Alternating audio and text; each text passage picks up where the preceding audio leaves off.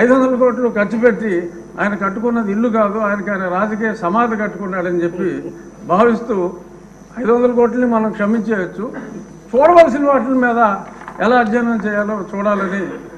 Perhaps this is my last speech.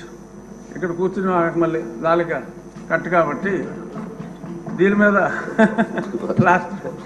So దీని మీద రేపు జరిగే చర్చ ఆసక్తిగా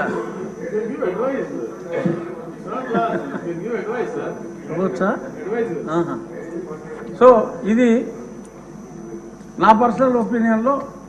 అంటే నేను వేసిన కేసు కూడా అప్పుడు కొట్టివేయమని అడిగాం, ఇప్పుడు కొట్టివేయకూడదు కాబట్టి నా కేసు కూడా ఇంకా ఇన్ఫ్లక్చువస్గా నేను వెనక్కి తీసుకుంటాను. రామకృష్ణ బాబు గారు కూడా అసెట్ ఉండాలి కాబట్టి అప్పుడు మేమంతా కూల్చేమన్నాం. అంటే ఇంత దారుణం అనేది తెలియదు. 500 కోట్లు ఖర్చు పెట్టారు కాబట్టి అది రాష్ట్ర అసెట్గా భావించి దాన్ని తెలివిగా, అంటే ఒక వ్యక్తి కాంక్ష ఈ రకంగా ఉంది అని చెప్పి ప్రజలకి మరి ఏదో టికెట్ ఇచ్చినా కూడా మాదిరిగా రికవర్ అవుతుంది, అద్దెకిస్తే ఏమి రావు, 7 గదులు. సో అంచేత దాన్ని ఒక మాన్యుమెంట్గా ఉంచి ఒక నియంత కట్టుకుందాం అనుకున్న, ఒక పేదవాడు కట్టుకోవాలనుకున్న చిన్న గూడు ఇదే అని చెప్పి మనం దానికి ఒక టికెట్ పెట్టి ముంతాజ్ కోసం తాజ్మహల్ కట్టిన షాజహాన్కి మరి ఇప్పుడు గుర్తింపు వచ్చింది. అలాగే దాన్ని మనం ఒక మాన్యుమెంట్గానే వాడుకుని ఒక నియంత కట్టుకున్న చిన్న ఇల్లుగా మనం అభివర్ణించి దాన్ని ఎటువంటి కూల్చివేతలు లేకుండా చక్కగా సౌందర్యంగా దాన్ని మెయింటైన్ చేయాలని చెప్పి టూరిజం మంత్రి గారిని మనస్ఫూర్తిగా కోరుకుంటూ మా విష్ణుకుమార్ రాజు గారు చెప్పిన చర్యలు ఎక్కడొద్దు, చర్యలు చాలా అట్లకి ఉందని తెలియజేస్తూ నమస్కారం. రామకృష్ణ బాబు గారు, రామకృష్ణ గారు,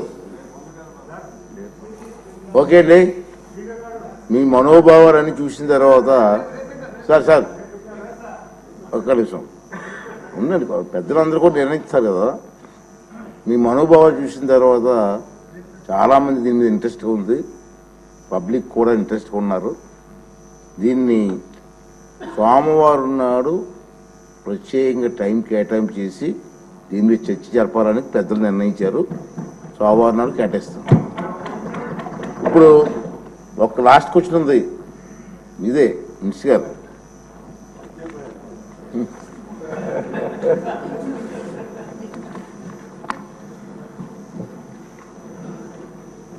అధ్యక్ష, ఏ ప్రశ్నకు సమాధానం అవునండి. 2019-24 మధ్య పట్టు పరిశ్రమ శాఖకు తగినంత బడ్జెట్ కేటాయించబడలేదు. దీని కారణంగా ఈ శాఖ రైతులందరినీ అన్ని అంశాల్లో కలుపుకోలేకపోయింది. బి ప్రశ్నకు సమాధానం అవునండి. సి ప్రశ్నకు సమాధానం విడుదల చేసిన నిధులకు అనుగుణంగా ప్రోత్సాహక పథకాలు అమలు చేయబడుతున్నాయి. 54.12 కోట్లు అదనపు బడ్జెట్ విడుదల చేసిన వెంటనే పెండింగ్లో ఉన్న ప్రోత్సాహకాలన్నీ విడుదల చేయబడతాయి.